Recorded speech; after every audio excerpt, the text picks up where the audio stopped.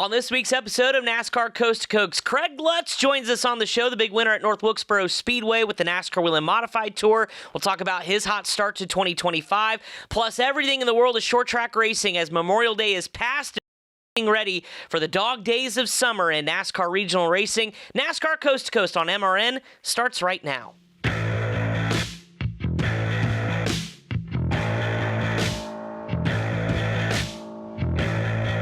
Welcome to NASCAR Coast to Coast on the Motor Racing Network. Yours truly, Chris Wilner, MRN Pit Reporter. Joining us now, our special guest this week on this week's episode, Craig Lutz. Of course, the Goody Racing driver that picked up the North Wilkesboro win over about 2 weeks ago now at North Wilkesboro Speedway with the NASCAR Wheel and Modified Tour. Craig, appreciate your time. I know you're at work, so we'll make this brief but quick. But I know 2 weeks ago was pretty special, and getting to talk to you atop the elevator at North Wilkesboro Speedway was a moment I know you probably won't forget. But what have the last couple weeks been like after winning at such an iconic racetrack?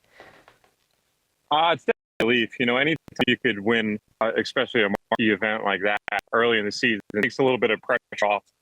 So hopefully we could just ride the momentum and just get the season going the way it's been. So it was your first win since 2022, and I know anybody who deals with a losing streak, you kind of wonder if it'll ever happen again. And it happened in probably the most dramatic fashion you could think of when it's just a duel between you and Luke Baldwin. Describe what those last laps were like after the final restart when you kind of knew that you were going to have to take the fight to Luke and he was going to have to take the fight to you to get the win.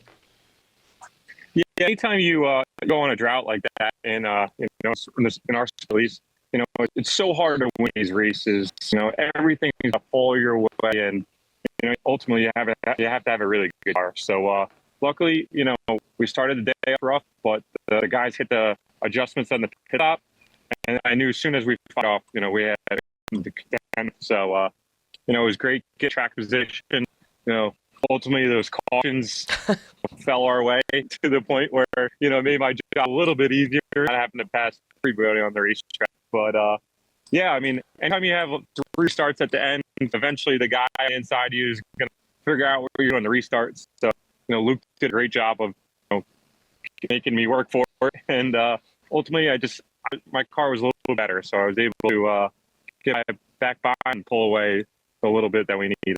Yeah, you mentioned all the cautions. I don't even know if you really broke a sweat during the course of that afternoon because it felt like it was just always start, stop, start, stop. But you started 17th, though, deepest winner in the field since 2021 when Patrick Emmerling did it from, I think, 21st. So you still had to get through the chaos. What was that like, just dodging wrecks left and right in the early part of that race? Yeah, it was crazy. I said a couple times on the radio, I don't know how there. You know, there's a couple times a car spun right in front of me, and then anytime you're in that back half of the field, it's chaos. You know, it's so much. It's a better. You know, it's easier a day starting up front because you don't have to charge from the back, use your stuff up to get there. So, you know, ultimately, unfortunately, there's a lot of cautions for the racers. You know, the fans aspect. You didn't see much green flag racing, but you know, I think the last 10 or 15 laps with me and Luke, you know, at least we put on a decent show at the end. Talking to some of the drivers afterward that finished in the top five, Justin Bonsignor was one of them. Of course, Luke, who finished runner-up, they were kind of like, yeah, this was an anomaly. This isn't what tour racing is like. They don't know really what sparked this kind of crash fest that we saw. Could you put into words on maybe why we saw what we did? And has there been a come to Jesus meeting about like, okay, let's get back on the right track here at CCON coming up this weekend? Yeah, you know, I've been asked that question like 3 or 4 times, you know, since winning the race, and I don't know if it's one thing. You know, I think ultimately the place is really fast. I mean, last year we had one caution. Yeah, it was like a 130 lap green flag run, so that was painful. Yeah, 2 or 3 is nice, but you know, I think at one time the longest green flag we had on, you know, the last Saturday was like 16 laps or 17 laps. Yep. But I think it's, you know, it's a fast racetrack. For us, modifieds, you know, any type of era, it's gonna, you know, collect a lot of cars. And then, you know, a couple blown motors and the speedy dry, none of that helped this series in general. And usually we do put a better product out there. So, you know, I'm sure this week we're going to CCON. They're gonna, you know, Jimmy Wilson is gonna give us an earful at the drivers meeting. So, hopefully Seekonk goes better and put a better show on for the fans and, keep the cars from, everyone wrecking. And that's the JNR Precast 150 at Seekonk coming up this weekend. Before we get to the rest of the year, I know you said in Victory Lane that you were so excited to win. You weren't sure if you were going to go to work the next day. Did you? And what was the party like, though, in the hours after that win? It's tough. You travel so far for us. That was a 12-hour trip. And we already had the plan because we're supposed to go to work the next day. But no, we ended up, the time we got out of Victory Lane and Tech, we got the car just in time to get out of the track before the All-Star race. And then we went to Cookout and had some food and then got on the road. So it was a long night, though. We didn't get back until like 3:30. So that was that was a tough haul, but it made it better coming home with the trophy and some Victory Lane hats.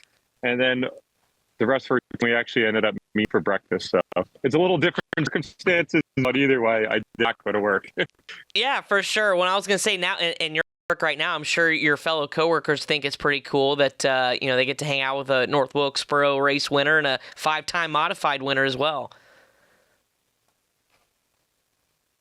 Yeah, luckily I work for my dad, and he owns a family business, so sometimes everyone thinks that's easier for somebody, but most of the time we got to be on the job site, got to be getting stuff done. So luckily I was able to persuade him to let me off and got to enjoy the win a little bit extra. That's awesome. Well deserved. All right, so we're 3 races through the season, 1 win, two top 10 finishes.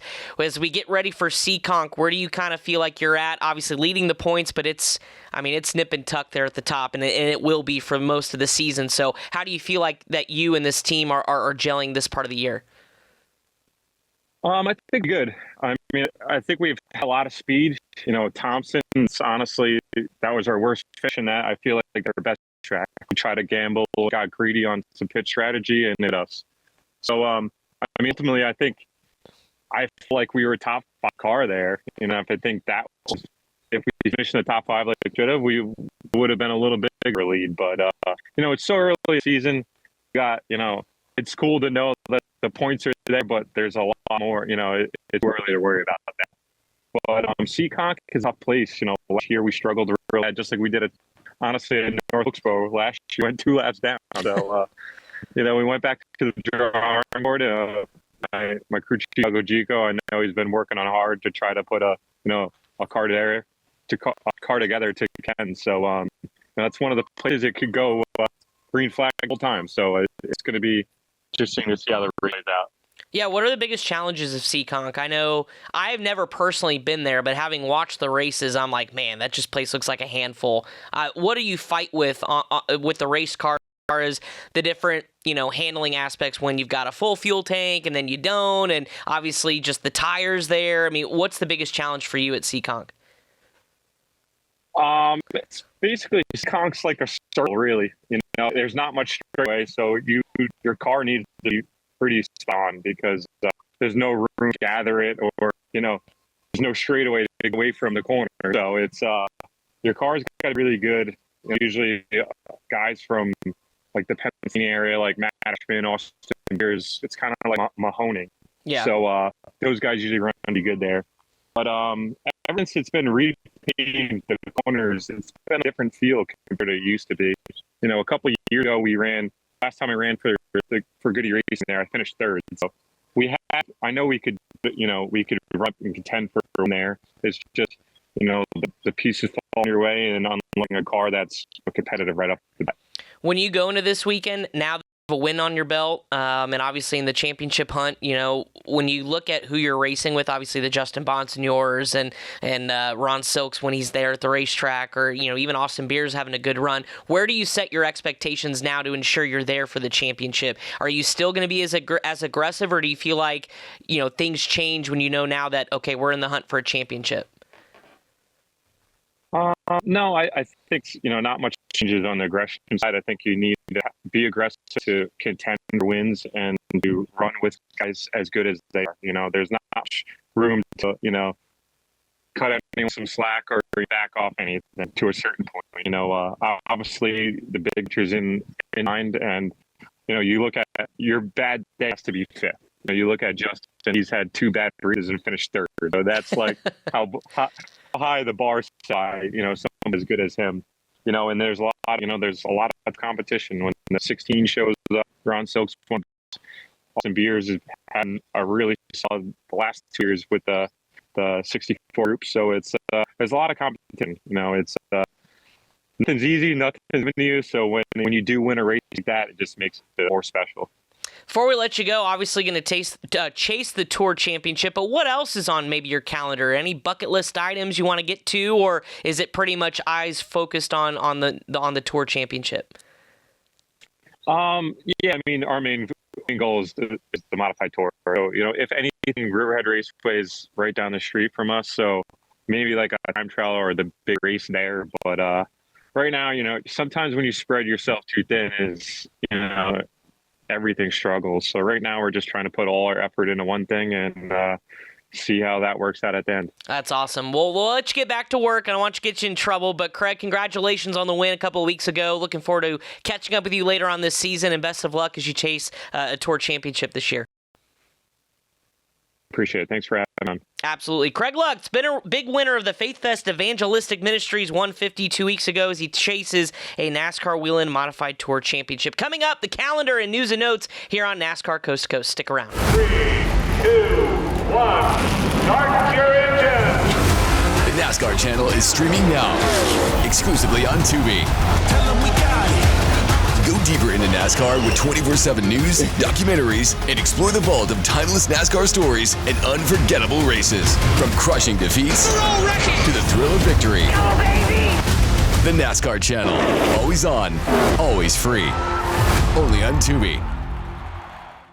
Welcome back to NASCAR Coast to Coast here on the Motor Racing Network. Appreciate Craig Lutz for joining us once again, our big winner at North Wilkesboro Speedway. Again, the Tour back in action at Seekonk coming up this weekend. But let's take a look back in the rearview mirror. We talked about Wilkesboro 2 weeks ago, but last weekend, Memorial Day weekend, of course, a huge weekend in the sport of auto racing. Yours truly was at the Indianapolis 500, but of course there was a lot of short track racing going on, including in NASCAR's backyard, the ARCA Menard Series at Charlotte Motor Speedway, kicking off Coke 600 weekend, and it was a first-time winner in the ARCA Menard Series. Austin Green, who we had on the show here not too long ago this year, as he began racing in the ARCA Menard Series for Pinnacle Racing Group. He's also been in the NASCAR Xfinity Series for Jordan Anderson Racing. Well, he picked up his first win of the season in just his second series start since 2020, and it became at Charlotte, where he grew up racing on the quarter mile there on the front straightaway as he led 53 of the 100 laps to his first series win.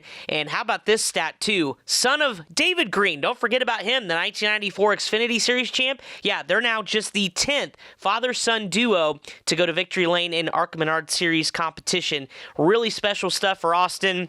I know his whole family was there as well in attendance, and what a special moment for him, and a great run for the guy who finished second. Grant Enfinger wasn't really supposed to be in the race. It was a late ad as Jason Kitzmiller, the driver he's sub 4, practiced, qualified the car, and then had to go to his daughter's graduation in Virginia. So Grant Enfinger gets the call. Of course, he's been good at Charlotte, and of course was running the Truck Series race later on that evening. He finished runner-up in that machine.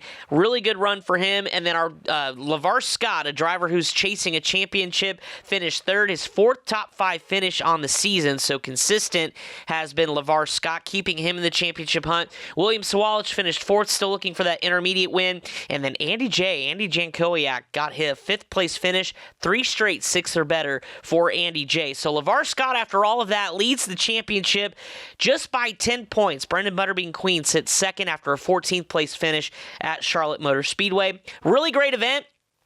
Led to some last restart drama there after a couple incidents, and it was Austin Green on. So congratulations to him. The Henry Ford Health 200 is next for the ARCA Menard Series, coming up June 6th, so a couple weeks time from now at Michigan International Speedway. So we get back to a large kind of super speedway-esque racetrack for the ARCA Menard Series in a couple of weeks. The ARCA West drivers were out way west in Colorado at Colorado Speedway. Unfortunately, Mother Nature, just like she had done to several local racetracks over the last week, rained much of that event out. They only ran 60 laps, and then per the rule book, ARCA Menard Series officials were able to call that an official race after weather also the next day on Sunday looked just about as bad, if not worse. So it was Jake Bowman who led the race at lap 60 when the race was called, securing his first series victory.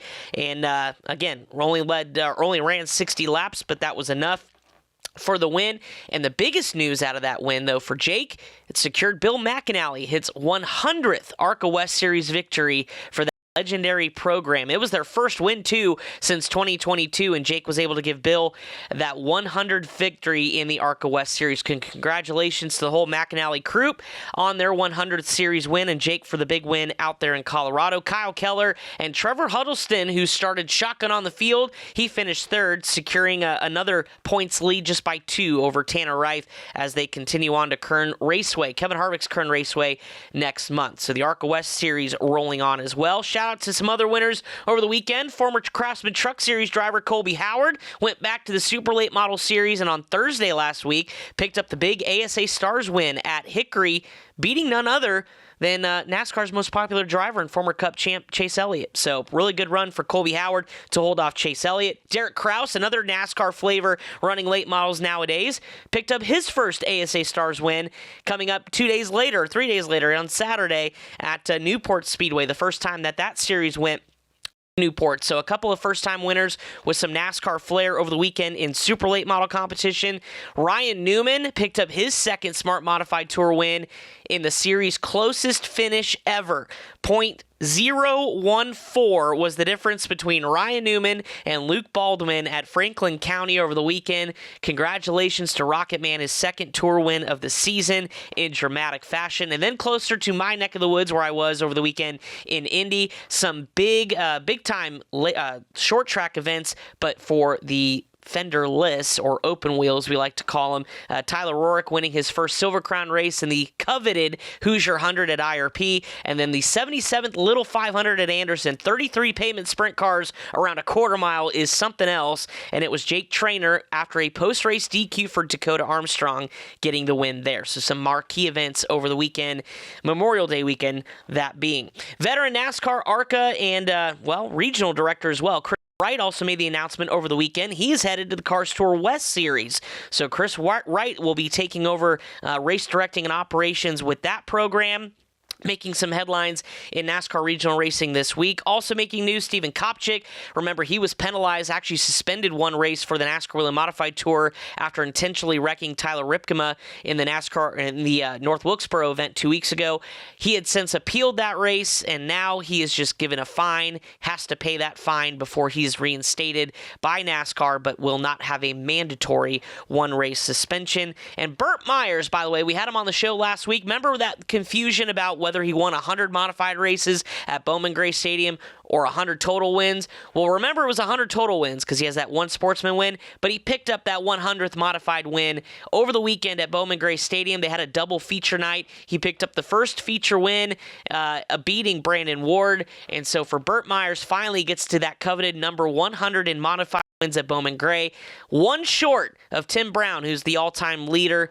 Maybe he'll be able to surpass that before season's ends. We'll have to find out. But Burt Myers, congratulations on him as he continues to chase a 11th or 12th championship at the stadium. Bobby Meismer won the second feature there for the modifieds. All right, that was enough for last week and some news and notes. Here's what's on your calendar this weekend. If you're paying attention to short track racing, you've got a lot on your plate, and it starts on the Cars Tour with the late model stocks headed to Langley Speedway for the Visit Hampton, Virginia 125 on Saturday night. Connor Hall's pretty much had this place wrapped around his finger the last couple of years as he goes for his third race win at Langley. Of course, this year driving for Junior Motorsports. Looking to get back on the horse. He won the 2 of the first 3 races, and then it's been tough sledding the last couple of weeks for Connor Hall. He sits 12 points back in the championship to Landon Lewis, who, of course, won at North Wilkesboro Speedway last time out. So for Connor Hall, nothing like coming back racetrack that you need to get back on, back in the winning columns. So we'll see if he can get that done. This race last year, photo finished 3 wide with Carson Kvapil, Brent Cruz. We'll see if that has a recipe once again after 125 laps on Saturday. 23 cars entered, including local favorite Matt Waltz, a former track champion, is in the field, finished 4th in this race a year ago. So we'll see if he can maybe upset some of the regulars as the car tour visit Langley this weekend. NASCAR Whelen Modified Tours, we mentioned, with Seekonk Speedway coming up with the J&R Precast 150 Saturday. You heard from Craig Lutz. It's a virtual circle. There are no straightaways. It's going to be a pass or be passed kind of racetrack throughout the afternoon and into the evening. We'll see if Craig can go back-to-back. Of course, he leads the championship just by 1 point over Justin Bonsignor. Austin Beers also there in 3rd. Those drivers expected to be in the field. We'll wait and see if Big Money Matt Hirschman makes an appearance as well, but nonetheless, going to be stars of the Modified Tour back in action. Their summer season rolls on here in 2025. Some other weekend events coming up tonight, Thursday, as a matter of fact. Josh Berry is going to be with the JEGS CRA late models at the Battle of Broadway. Of course, with NASCAR being in Nashville Speedway coming up this weekend, Nashville Fairgrounds Speedway is going to be the host of the Battle of Broadway, so Josh Berry going to make a late model appearance in that one tonight. Friday, you got weekly racing at Stafford, and then Saturday, your menu is full between Riverhead, Berlin, also has the must-see sprint cars there at Berlin, Hickory Motor Speedway with their weekly tour, Modified 100 at Bowman Gray. We'll see if Burt Myers can get number 101 to tie Tim Brown, and then of course the late model 50 at Jennerstown, plus Sunday the rescheduled American Canadian Tour Community Bank 150 at Thunder Road in Barrie, Vermont. That is going to be happening on Sunday as well. So lots to come. And we hope you enjoy your short track racing wherever you may be tuning in from. Don't forget, MRN is off this week as far as the NASCAR National slate is concerned, but we will be back next week as we get set to go to the Irish Hills of Michigan for a full slate of ARCA Menard Series action, Craftsman Truck Series action, and then, of course, the stars of the NASCAR Cup Series. So lots coming up this weekend. I hope you enjoy your weekend of racing. For our producer, Pat Jaggers, our guest this week, Craig Lutz, my name is Chris Wilner. Thanks for tuning in to NASCAR Coast to Coast here on MRN. We'll see you next week.